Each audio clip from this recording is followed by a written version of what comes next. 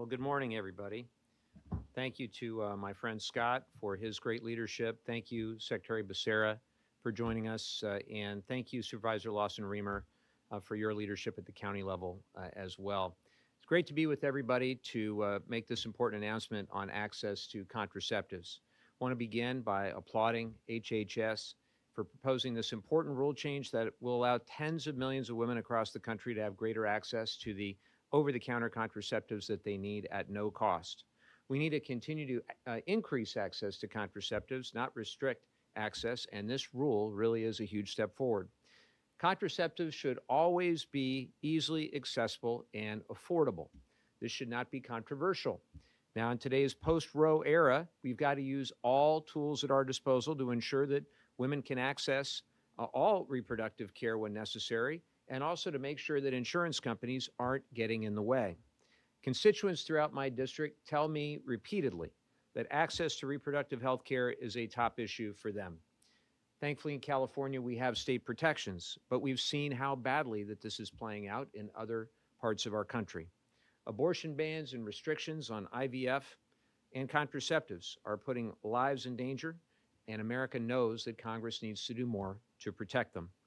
Democrats have put forward something called the Right to Contraception Act, which would protect access to contraception across the country. And I'm proud to co-sponsor that. Scott, I think you are a co-sponsor too.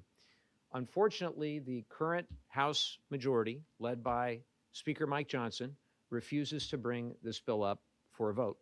Really is a shame. And what's more bewildering to me is that you do have many Republicans in Congress and some who aspire to be in Congress who say they are pro-choice. But these so-called pro-choice Republicans refuse to support even a straightforward piece of legislation like the Right to Contraception Act.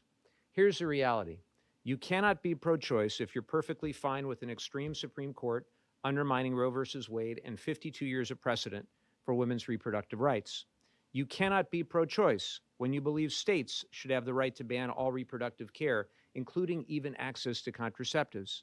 And you cannot be pro-choice if you're okay with 44% of women in this country having their reproductive rights stripped away, which is the current situation. You know, I think maybe some folks have it confused when they hear pro-choice. What I think it means is that women have the right to choose. What some may think it means is that states have the right to choose to ban all reproductive care. And I certainly think they get it wrong. So I give tremendous credit to Secretary Becerra and to the administration for this rule change today. But let's be very clear. Reproductive rights are still under attack in the United States of America.